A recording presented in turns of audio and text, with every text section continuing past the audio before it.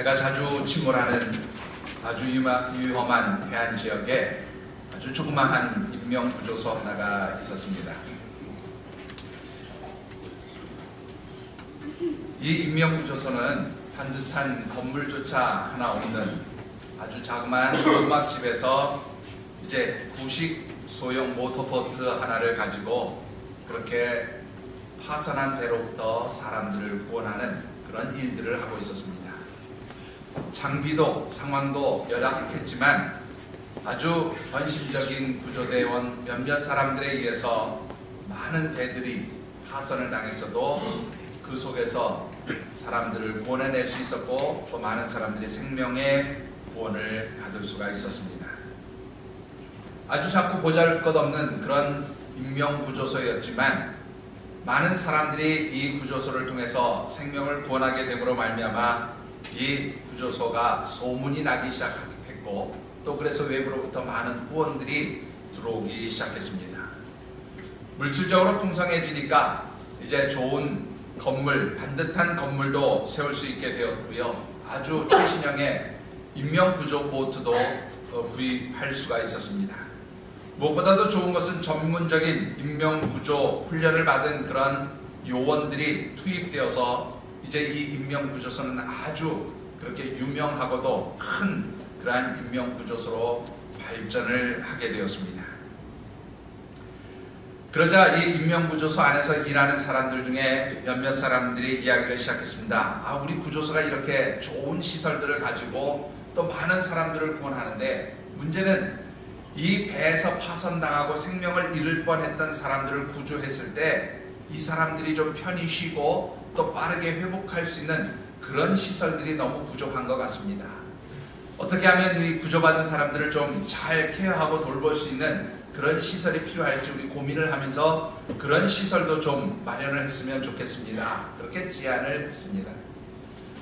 그 제안들을 옳게 여긴 이 구조소 측에서는 외부로부터 들어오는 그 더 많은 물질들을 이용해서 이제 그 구조받은 사람들이 빠르게 회복할 수 있는 여러 시설과 그리고 편의시설들을 만들기 시작했습니다. 그들이 회복되어서 건강하게 집으로 돌아갈 수 있도록 그렇게 보내는 시간 동안 편히 쉴 수 있는 커피숍도 만들고 또 음악 감상도 하고 영화도 볼 수 있는 그런 다양한 공간들을 만들기 시작했습니다. 자, 그런데 이 인명구조라고 하는 것이 매일 배가 파손이 되고 난파되는 거 아니잖아요. 배가 파손되고 난파되어서 사람들을 구했을 때는 이 인명구조소의 그 여러 시설들을 이용할 수 있는 그런 사람들이 채워져 있겠지만 그런 구조받은 사람들이 없을 때 이 시설들이 그저 놀려지게 되었습니다. 그러다 보니까 이 인명구조클럽에서 일하는 사람들이 이왕 노는 시설이니까 우리도 좀 이용하면 안 될까 그런 생각을 가지고 이 인명구조클럽에 있는 다양한 편의시설들을 활용하기 시작했습니다.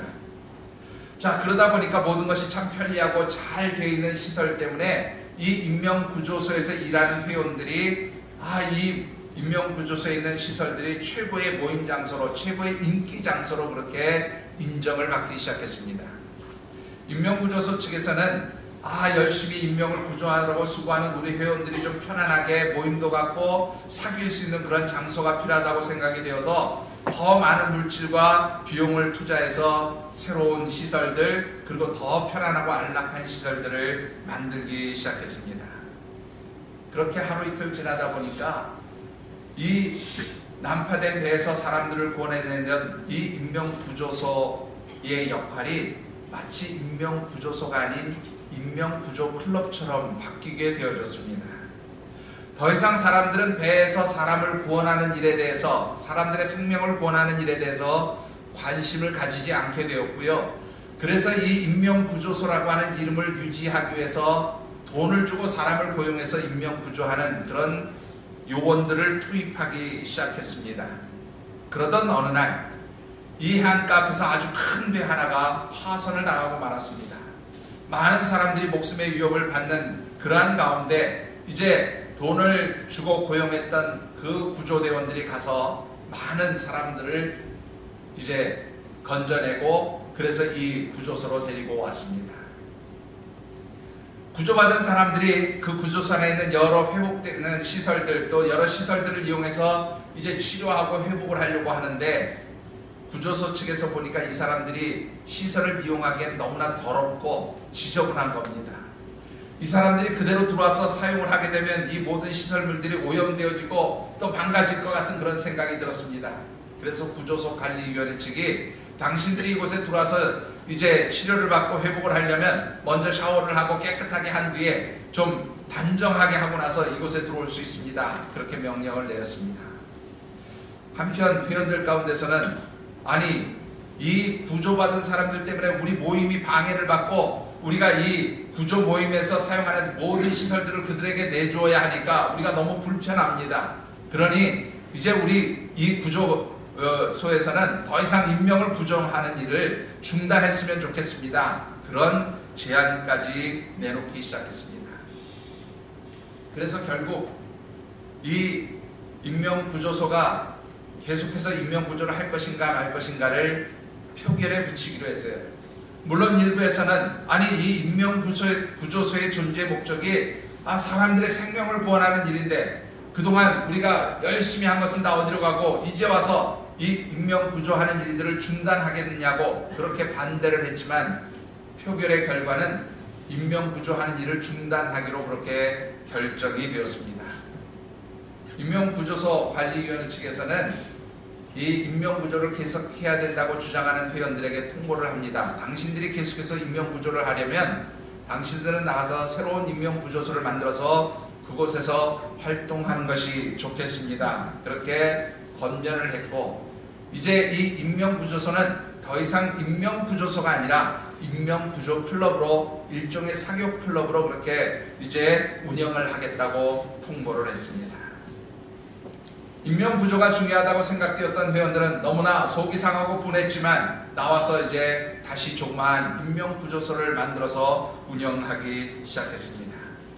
그리고 시간이 지나면서 이 인명구조소 역시 옛날 구조소가 겪었던 그 일들을 반복하게 되어지고, 그래서 또 새로운 인명구조클럽 하나가 생겨났고 거기에 반대하는 또 다른 인명구조소가 생겨나기 시작했습니다. 그렇게 세월이 지나면서 그 배가 파선하는 해안가 그 바다에는 오늘도 수많은 인명구조클럽이 생겨나고 존재하게 되었다고 하는 그런 이야기가 있습니다. 이 이야기는 데오도로 웨델이라고 하는 신학자가 오늘날 교회의 모습을 인명구조소에 비유해서 말한 그런 이야기 중에 하나입니다. 여러분들 어떻습니까? 교회라고 하는 것은 하나님께서 천하보다 귀하게 여기시는 한 생명을 건져내기 위해서 우리에게 허락하시고 만들어주신 인명구조선이고 또한 구원의 방주인 줄 믿습니다. 그런데 어느덧 이 교회라고 하는 공간이 인명구조소가 아닌 인명구조클럽으로 그렇게 전락해버리고 만 것은 아닌가 싶습니다. 오늘 우리 하늘샘교회는 인명구조소입니까? 아니면 인명구조클럽입니까? 2018년 1월에 우리가 함께 묵상하는 말씀의 주제는 어떤 것입니까? 여러분들 같이 한번 읽어보시지요. 시작. 한 번만 더 해보시지요.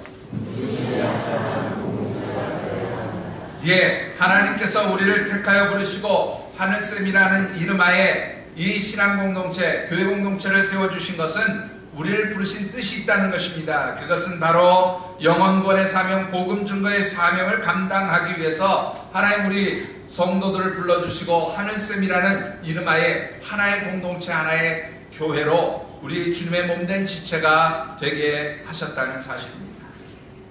그래서 이 부르심에 합당한 그 사명과 직분들을 감당하기 위해서 우리 교회가 어떤 교회가 되어야 할까를 한 달 동안 말씀 묵상하고 있습니다.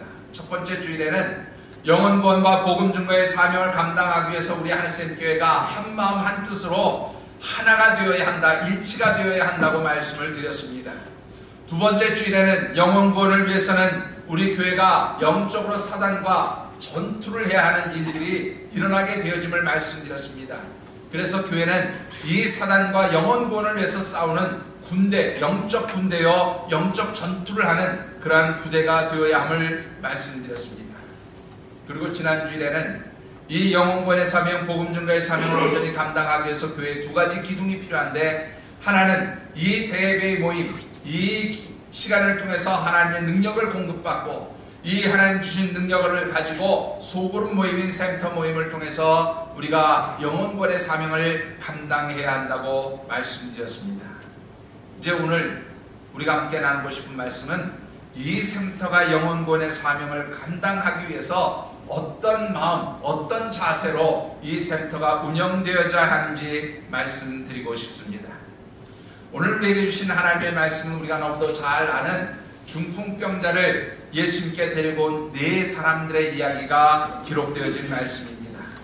이 말씀을 보면 소그룹 모임은 우리 하늘샘의 센터가 어떤 마음, 어떤 자세로 운영되어야 우리에게 주신 영혼권의 사명을 잘 감당할 수 있는지 그것을 아주 분명하게 보여주고 있습니다. 주신 말씀을 묵상하는 가운데 우리 하늘샘교회 모든 센터, 그리고 우리 모든 센터에 가족된 하늘샘 가족들이 영혼권의 사명을 온전히 감당하는 귀한 역사가 올 한 해 우리 교회에서 일어나게 되기를 주의 이름으로 축원합니다. 자, 오늘 주신 말씀을 통해서 먼저 묵상해 보고 싶은 것은 우리 하늘샘교회의 센터 모임이 영혼권의 사명을 감당하기 위해서 우리 가족들, 하늘샘 성도들이 가져야 할 마음이 무엇인가 라고 하는 것입니다. 결론부터 말씀을 드리면 하나님을 알지 못하는 영혼들을 불쌍히 여기고 긍휼히 여기는 그런 마음이 있어야 함을 말씀드립니다. 본문 3절의 말씀을 같이 한번 받들어 읽겠습니다.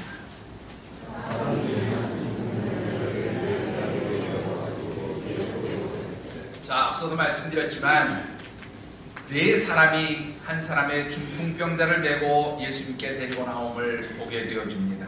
여러분들, 이 본문에서 말하는 중풍병이란 어떤 병입니까? 보통은 좀 체중이 많이 나가는 비만한 사람들에게서 나타나는 질병 가운데 하나인데요. 이 비만으로 인해서 동맥경화나 혹은 또 혈관이 이렇게 막히는 그런 일들이 생기고, 그래서 이제 머릿속, 뇌 속에 이제 동맥이 막히거나 혹은 그 동맥이 터지는 일종의 뇌출혈이나 뇌졸중으로 인해서 그렇게 일어나는 질병이 바로 중풍병이라고 말씀드릴 수 있습니다. 이 중풍병에 걸리게 되면 보통 몸의 전부나 혹은 일부가 마비 오는 그러한 것이 일반적이라고 하는 것, 아마 여러분들도 잘 아실 것입니다. 보통 중풍병자의 가운데서 상태가 좀 좋은 분들이라면 신체 일부만 마비가 되어서 다른 사람들이 조금만 도와주면 거동하는 데 불편함이 없지만, 오늘 이 본문에 기록되어진 중풍병자는 누가복음 5장의 말씀, 병행 본문이 누가복음 5장을 보니까 이 사람을 옮길 때 침상채에 들어서 옮겼다고 그렇게 기록한 것을 보게 됩니다. 그것을 볼 때에 이 중풍병자는 전혀 움직일 수 없는 그런 전신마비가 된 아주 중증의 그런 환자였음을 우리가 알 수가 있습니다. 아마 오랜 세월 동안 이 중풍병자는 병석에 누워서 정말로 움직일 수 없는 그러한 상태에서 고통을 당했고, 그래서 호흡은 하고 생명은 붙어 있지만 마치 죽은 자와 같은 그러한 삶을 살았던 것으로 보여집니다. 그 중풍병자를 이제 예수님께 데리고 나온 4명의 사람들이 있었다고 성경은 기록합니다. 자, 이 4명의 사람 어떤 사람들입니까? 성경 어디에도 이 4명의 사람이 무슨 가족이었다, 친지였다, 친구였다, 뭐 종이었다, 하인이었다 기록해놓은 아무런 내용의 말씀도 없습니다. 그러나 한 가지 분명한 것은 있어요. 이 4 사람의 모습을 통해서 볼 수 있는 것은 이 4명의 사람들이 중풍병자를 아주 불쌍히 여기고 긍휼히 여기는 그런 마음들이 있었음을 우리가 알 수 있습니다. 사랑하는 성도 여러분, 오늘 우리 주변에도 이렇게 중풍병자와 같이 살아있지만 그러나 영적으로 죽은 영적 중풍병자들이 있다는 사실을 여러분들이 잊지 않게 되기를 바랍니다. 자, 여러분들, 이 중풍병자 영적으로 어떤 상태에 있는 사람입니까? 본문 5절의 말씀 우리 같이 한번 받들어 읽겠습니다. 5절입니다.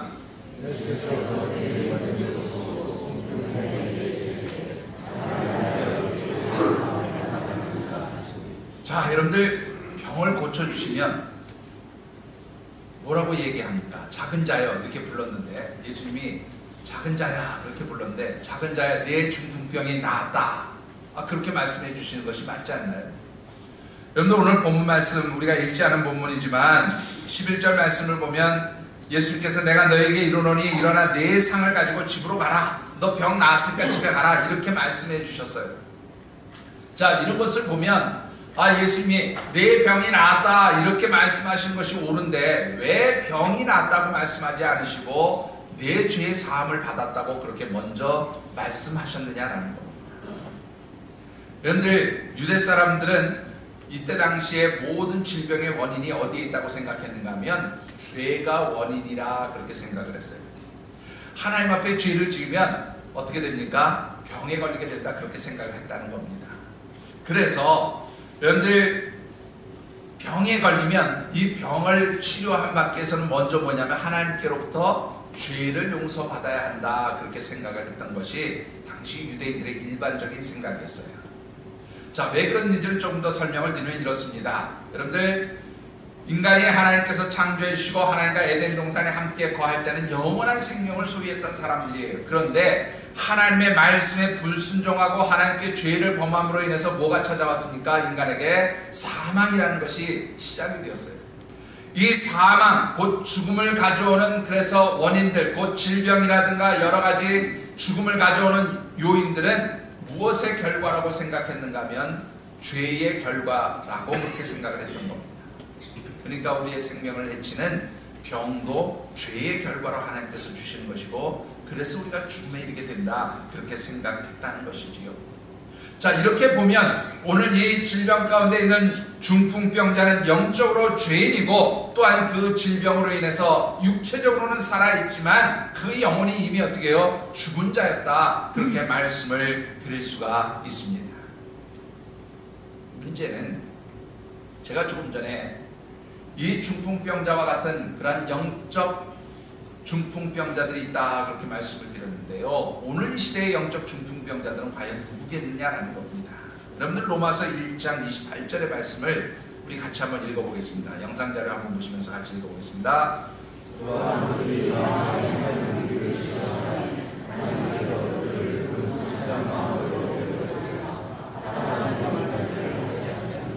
자, 여기 보시면 하나님을 마음에 두기 싫어하는 사람들이 있다고 그랬어요. 그러니까 하나님이 그 심령 가운데 계시지 않는 사람들을 의미합니다. 하나님을 그 마음에 두기 싫어하는 사람들은 어떤 일을 행하냐면 합당하지 못한 일을 행하는 사람들이에요. 근데 이 합당하지 못한 일들이라는 게 무엇인가 하면 로마서 1장 29절, 30절, 31절에 보면 인간의 모든 죄악된 모습들을 다 기록해 놓고 있어요. 뭐 시기하고 질투하고 분노하고 뭐하고 하여튼 인간이 가질 수 있는 모든 죄의 모습들을 거기 세 자리에 쫙 기록해 놓고 있어요.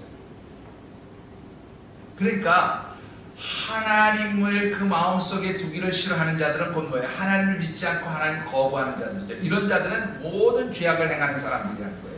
그런데 이런 사람들에게 어떤 하나님의 심판이 임하게 되어지는가 하면 로마서 1장 32절의 말씀 우리 같이 한번 읽어보겠습니다. 32절입니다.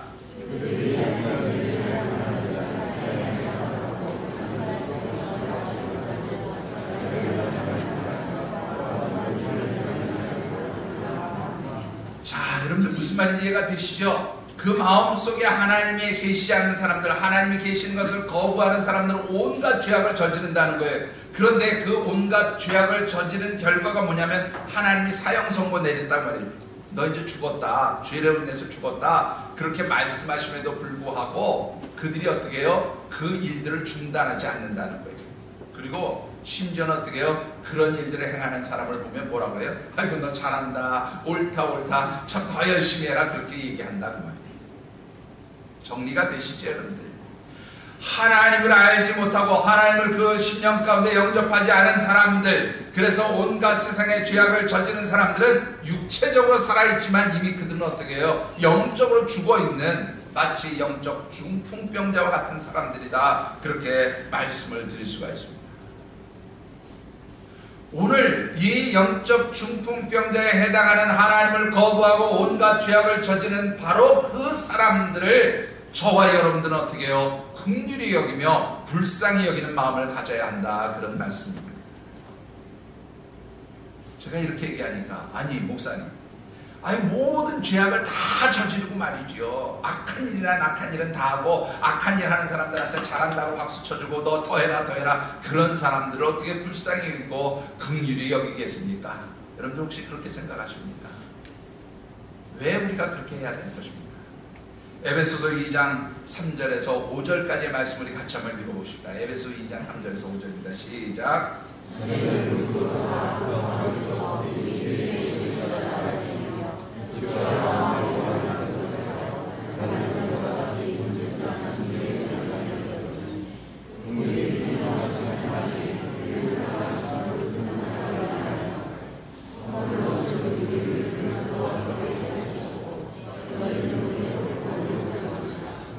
말씀하세요. 우리도 똑같은 사람들이었다고요? 우리도 똑같은 사람. 우리도 하나님의 은총, 하나님의 긍휼하심을 받기 전에는 그 세상에서 죄를 행하고 하나님 앞에 정말로 대적하는 그러한 사람들과 똑같은 본질상 어떤 사람들이었어요. 하나님의 진노를 받을 그러한 사람들이었다, 그런 말입니다. 그런데 누가 그것을 긍휼히 여겨주셨습니까? 하나님이 우리를 긍휼히 여기셨습니다. 하나님이 저와 여러분들을 불쌍히 여겨주셔서 어떻게 해요? 예수 그리스도를 통하여 우리를 영원한 생명의 자리로, 하나님의 자녀로, 천국 백성으로 그렇게 바꿔주셨다는 거예요. 그 하나님의 긍휼하심의 은총을 받았기 때문에 우리들도 어떻게 해요? 그 하나님 앞에 진노의 자리에 있는 자들을 긍휼히 여기고 불쌍히 여겨주시기를 바라는 것이 바로 하나님의 마음이다, 그런 말. 여러분들 누가복음 15장 7절과 10절의 말씀을 보면 이런 말씀이 기록되어 있어요. 뭐라고 되어 있는가 하면, 죄인한 사람이 회개하면 하나님의 사자들 앞에서 기쁨이 되고 회개할 것 없는 의인 99으로 인하여 기뻐하는 것보다 더하다, 그렇게 말씀하고 있습니다. 하나님은 한 영혼을 천하보다 귀하게 여기신 분이라고 그렇게 말씀합니다. 그러기에 한 영혼이 하나님 앞에 돌아와서 하나님의 백성, 천국의 자녀, 영원한 생명을 소유한 그런 사람이 되어진 것을 그 누구보다도 기뻐하시고 즐거워하시는 분이 우리 하나님이시다. 그러기에 하나님께서 그 천하보다 귀한 한 영혼을 구원하기 위해서 저와 여러분들을 긍휼히 여겨주시고 하나님 자녀 삼아주시고, 그래서 우리들에게도 똑같은 사명을 주셨어요. 바로 진노의 자리에 있는 그 영혼들을 하나님 우리가 건져내기를 원하시며 그 사명과 직분을 주셨다는 말입니다. 그래서 오늘 저와 여러분들이 하나님께서 그렇게 귀하게 여기시는 천하보다 귀한 한 영혼을 믿음의 눈으로 보며 그들을 불쌍히 여기고 긍휼히 여기는 그런 마음을 가지고 이 주변에 있는 영적 중풍병자들에게 다가가야 하는 줄 믿습니다. 여러분들, 이 귀한 사명과 직분이 오늘 저와 여러분들에게 주신 사명과 직분입니다. 이를 위해서 먼저 그 하나님을 알지 못하는 영혼들에 대한 긍휼히 여기는 마음, 불쌍히 여기는 마음들이 여러분들에게 풍성해지게 되기를 주의 이름으로 축원합니다. 자, 마음만 가지고 되는 것이 아니고요, 이 마음은 결국 우리의 몸 행동에 따라 어떤 자세를 가져야 할까라는 겁니다. 본문 4절의 말씀을 우리 같이 한번 받들어 읽겠습니다.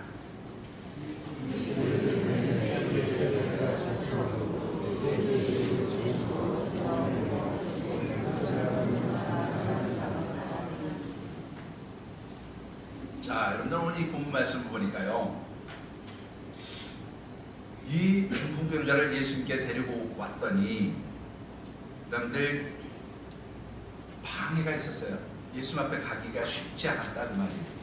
그래서 이 사람들이 이제 이 중풍병자를 예수님 앞에 데리고 가는데, 근데 이 예수님 앞에 데려가는 과정을 보면 적어도 이 사람에게는 세 가지의 자세가 필요했음을 알 수가 있습니다.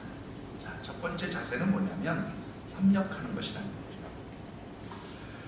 앞서도 말씀드렸지만 보통 이 중풍병에 걸린 사람은요, 어떤 사람들이 잘 걸리냐면 비만한 사람들이에요. 뚱뚱한 사람들. 이 비만한 사람들이 잘 먹고 운동 잘 하지 않으니까 아마 저같이 그렇게 뚱뚱해질 것 같아요. 그러면 이 중풍병에 걸릴 위험성이 커지는 거죠. 여러분들 보통 웬만한 사람들은 이렇게 쓰러지거나 정신을 잃으면 들것 가지고 두 사람이 옮길 수 있어요. 그런데 이 사람은 들것으로 옮기기가 어려웠던 모양입니다. 한두 사람이 옮기기에 힘들었던 모양이에요. 그래서 몇 사람이 붙었어요? 4사람이 붙었어요. 그러니까 우리가 상상해 볼 수 있는 것은 이 사람이 굉장히 체중이 많이 나가는 무거운 사람이었다라는 것을 짐작해 볼 수가 있습니다. 자, 그런데 이 체중이 많이 나가는 사람을 이송하기 위해서 4사람이 달려붙었는데, 그런데 이 4사람이 다 키도 똑같고 힘도 똑같은 사람이었을까요? 어떻습니까? 뭐 뽑아가지고 4사람 키를 딱 맞추고 힘도 똑같은 사람을 맞춰서 그렇게 했겠냐는 거예요. 아마 이 4사람은 각기 키도 다르고 또 힘도 차이가 있었으리라고 그렇게 생각해 볼 수가 있습니다. 그러면 여러분들 키 큰 사람과 키 작은 사람들이 함께 물건을 들면 항상 어떻게 균형이 안 맞아서 굉장히 무엇을 나르기가 쉽지가 않습니다. 해보신 분들은 아시겠지만, 여러분들 그러면 어떻게 합니까? 이 키 큰 사람은 좀 키 작은 사람에게 맞춰주어야 이 모든 물건이나 또 무엇을 옮기는 게 편리합니다. 그러니까 아마 키가 컸던 사람은 이 키 작은 사람에게 이 중풍병자를 안전하게 이송하도록 하기 위해서 자기의 키를 좀 낮추는 그러한 미덕을 발휘했을 것으로 그렇게 우리가 추정해 볼 수 있죠. 그런가 하면 힘이 센 사람도 있었을 것이고 약한 사람도 있었을 것입니다. 힘이 센 사람이 약한 사람에게 야, 왜 너 힘 못 쓰냐고 그렇게 책망하고 야단쳤을까요? 자기가 힘이 강하니까 조금 더 힘을 썼을 것이고 힘을 약한 사람을 위해서 자기가 조금 더 희생했을 것이라고 하는 것은 분명합니다. 자, 이렇게 이 중풍병자를 예수님 앞에 데리고 나오기 위해서 4사람은 서로를 섬기고 서로를 위해서 자기 자신을 낮추는 그러한 협력, 섬김의 정신이 있었다라고 하는 것입니다. 사랑하는 성도 여러분, 우리 하늘샘교회 성도들이 한 영혼을 구원하기 위해서는 이렇게 서로를 섬기고 서로를 도와주는 협력의 정신들이 필요하다는 사실을 잊지 않게 되기를 주의 이름으로 축원합니다. 센터에서 한 영혼을 구원하기 위해서는 우리 센터 가족 모두가 함께 협력해 함께 힘을 모아줘야 한다, 그런 말씀입니다. 그리할 때에 우리 하나님께서 천하보다 귀하게 여기시는 한 영혼을 구원할 수 있게 되어지는 줄 믿습니다. 두 번째로는요, 이 한 영혼을 구원하기 위해서는 장애를 극복하는 열정들이 있어야 한다고 그렇게 믿습니다. 자, 여러분들 이 중풍병자를 메고 온 사람들 말이죠, 예수님 앞에 데리고 나가기 위해서 이제 그 사람들을 뚫고 나가려고 하다 보니까 불가능한 거예요. 그러니까 어떻게 했습니까? 이 사람을 데리고 어디로 올라갔어요, 여러분들? 예? 지붕으로 올라가서 지붕을 뜯었다, 그렇게 되어 있습니다. 여러분들이 이제 무슨 말인지 이해가 안 되실 텐데, 이 이스라엘의 가옥 구조는요, 우리의 그 한옥이나 뭐 처가지붕 같은 그런 구조가 아니고 옛날에 많이 볼 수 있었던 구조인데요. 이렇게 옥상집이라는 거 아십니까? 옥상집. 예. 지붕이 이렇게 평평해서 사람들이 올라가서 거기 뭐 무슨 고추 같은 것도 널어 말리고 빨래도 말리고 또 뭐 밤에 거기 뭐 평상 같은 거 놓고 이렇게 쉬기도 하고 그런 옥상집들이 있었어요. 이 이스라엘의 가옥 구조는 옥상집 같이 생긴 그런 단층집들이었습니다. 지붕이 다 그렇게 옥상집으로 되어 있었어요. 그래서 이 바닥에서부터 1층으로 2층 옥상으로 올라가는, 지붕 위로 올라가는 조그마한 계단들이 있었어요. 그래서 사람들이 밑에 있다가 또 밤 되면 그 옥상에 올라가서 뭐 같이 앉아서 뭐 차도 한잔 마시고 또 대화도 하고 그런 뭐 공간들이 있었어요. 그런데 문제는 뭐냐면 이 계단이 아주 좁다라는 거예요. 자, 여러분들 한번 생각해 보십시다. 4사람이 이 무거운 중풍병자를 들고 그 좁은 계단으로 해서 지붕에 올라가려고 했을 때 얼마나 많이 힘이 들었을까요? 또 여러분들 한번 생각해 보십시다. 이 옥상에 올라 지붕에 올라가서 그 지붕을 뜯어내고 예수님 앞에 그 반자를 내려놓으려고 했을 때에 여러분들 그것은 쉬운 일이 없겠어요?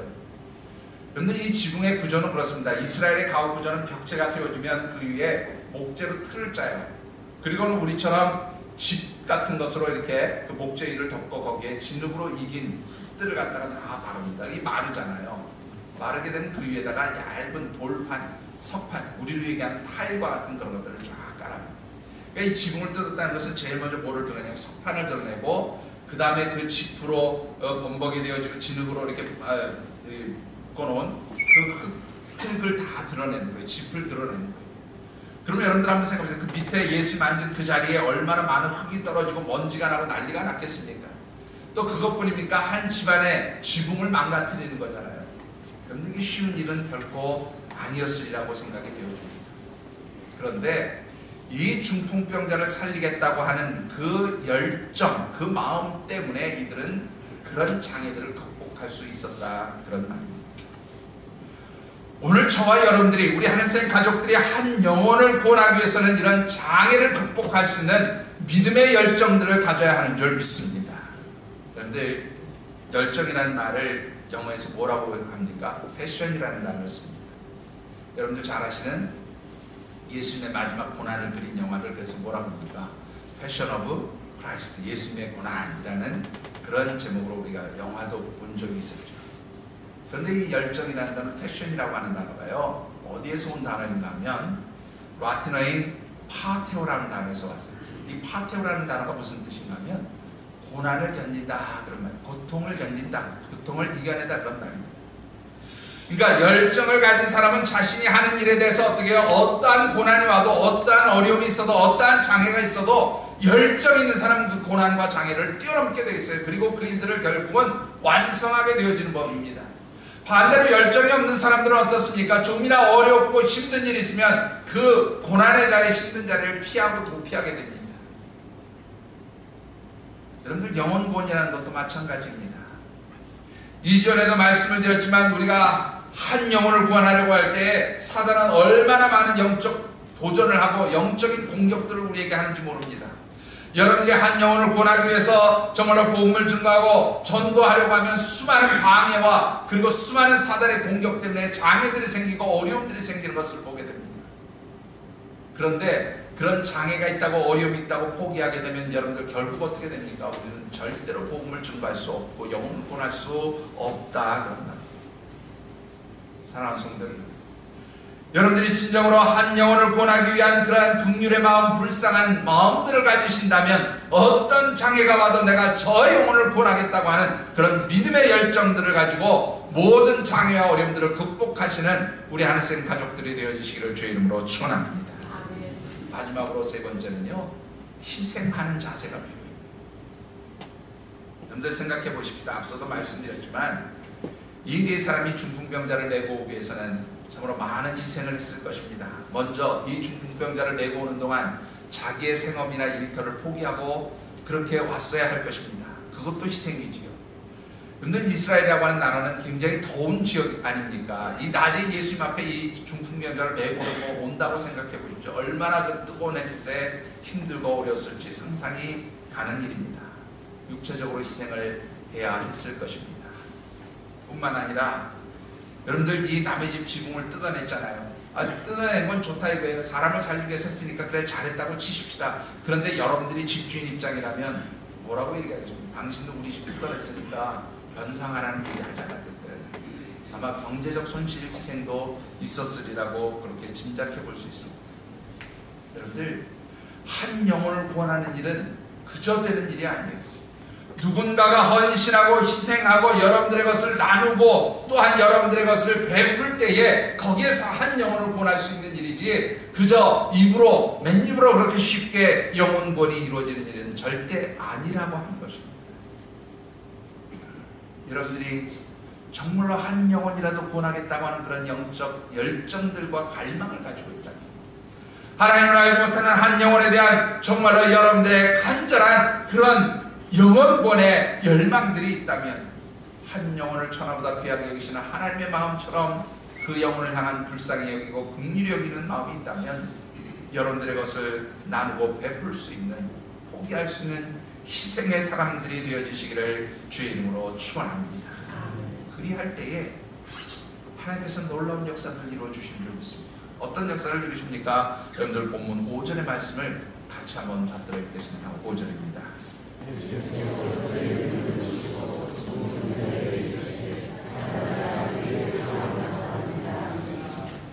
제일 중요한 게 뭐냐면 이 네 사람의 믿음을 보셨다, 그렇게 말합니다. 이 믿음을 보셨다는 말은요, 그냥 단순하게 그들의 행동을 보셨다는 게 아니에요. 한 영혼을 사랑하는 그들의 마음 중심을 주님께서 헤아리셨다는 걸 아셨다는 거예요. 여러분들, 천하보다 한 영혼을 귀하게 여기시는 하나님께서 이 한 영혼을 귀하게 여기서 이를 위해서 자신들의 것을 희생하고 자신들이 가진 모든 열정을 가지고 이 장애를 뛰어넘으면서 그렇게 주님 앞에 이 중풍병자를 데리고 온 그 사람들을 우리 주님이 축복하지 않으셨겠냐. 여러분들, 다니엘서 12장 3절의 말씀을 보면 많은 사람을 옳은 대로 돌아오게 한 자는 별과 같이 영원토록 빛나게 하리라고 말씀하십니다. 요즘 표현으로 말하면 하늘나라 스타가 되게 하신다는 말이에요.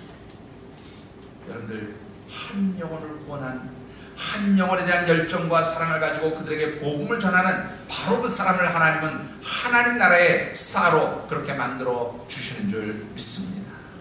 사랑하는 성도 여러분, 오늘 우리 모든 하늘생 가족들이 이 영혼구원에 대한 열정, 그리고 이 영혼구원에 대한 정말로 갈망이 있어지게 되기를 주의 이름으로 축원합니다.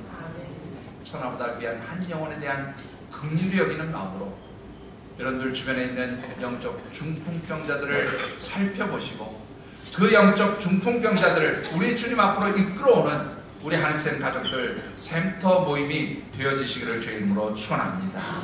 말씀을 맺고 싶습니다. 여러분들, 축구왕제 펠레가 쓴 자서전이 하나 있습니다. 나의 인생과 아름다운 경기라고 하는 그런 책인데요. 이 책에 보면 아주 재미있는 펠레의 일화가 기록되어 있음을 보게 됩니다. 펠레는 15살에 이 축구팀의 스카웃이 돼서 그때부터 거의 평생을 축구와 함께 했던 사람이라 그렇게 인정받을 만큼 그렇게 축구를 사랑했던 사람이고, 그래서 축구의 황제라는 이름도 그렇게 얻었던 분입니다. 근데 이 펠레가요, 축구 선수를 하기에는 아주 지독히 치명적인 약점이 하나 있었다고 해요. 그게 뭐냐면 근시였답니다. 근시. 이 근시는 축구 선수에게는 굉장히 취약한 그런 약점 중에 하나라는 거예요. 여러분들, 이번에 우리 테니스에서 정현 선수가 아주 지독한 약시이지만 그 약시를 고쳐보겠다고 시작한 그 운동 테니스가 그거를 세계적인 선수로 이렇게 길러낸 것을 보게 되는데 비슷한 것 같습니다. 이 펠레가 지독한 근시인데 치료가 되지 않는 근시였다고 그래요.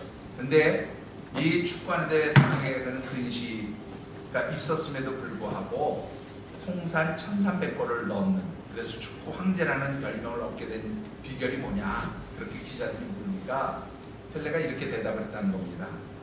내 눈이 지독히 근시라고 하는 것은 나에게 축구하는 데 있어서 아무런 지장도 없었습니다. 왜냐하면 나는 감각적 시력이 발달해 있었기 때문에 그렇습니다. 그렇게 대답을 했어요. 감각적 시력이라는 게 뭡니까? 그랬더니 나는 이 축구를 사랑하고 그래서 나는 오직 눈에 뭐만 보여요? 축구공만 보이더라는 거예요. 그래서 축구공만 쫓아다니다 보니까 내 눈이 다른 건 안 보여도 뭐는 잘 보여요? 축구공은 잘 보이더라. 그래서 나는 축구를 잘 할 수 있었다. 그렇게 아주 재미있는 대답을 했습니다. 여러분들, 그렇습니다. 여러분들의 관심이 무엇에 있느냐에 따라서 보이는 것이 달라지는 법입니다. 돈을 사랑하는 사람은 돈만 쫓게 되어 있어요. 명예를 사랑하는 사람은 명예만 쫓게 되어 있습니다. 쾌락을 쫓는 사람은 쾌락만 보이게 되어 있어요. 여러분들, 무엇을 보고 사십니까? 오늘 저와 여러분들이 우리 하나님의 마음처럼 정말로 천하보다 귀한 한 영혼을 보는 그런 믿음의 눈이 열려지게 되기를 주의 이름으로 축원합니다. 하나님을 알지 못하는 한 영혼, 그 영혼을 불쌍히 여기는 그런 긍휼의 마음, 그런 영적 갈망들이 여러분들에게 열려지게 되기를 주의 이름으로 축원합니다. 그리할 때 아마 오늘 아주 가까운 내 주변에도 우리 주님 알지 못하고 하나님을 거부하며 살아가는 영적 중풍병자 분명 여러분들이 발견하게 되실 줄 믿습니다. 그들에게 여러분들이 가진 모든 사랑과 그리고 여러분들이 가진 것을 나누고 희생함으로 그들이 하나님 앞에 나올 수 있도록 그렇게 섬기고 돕는 우리 하늘색 가족들이 되시고, 그래서 여러분들을 하나님이 정말로 인정해 주시는 그런 믿음의 사람들이 되시고, 또한 여러분들의 삶도 하나님께서 하늘나라의 스타로 그렇게 축복해 주시는 복된 역사가 있게 되기를 주님의 이름으로 축원합니다. 기도하겠습니다.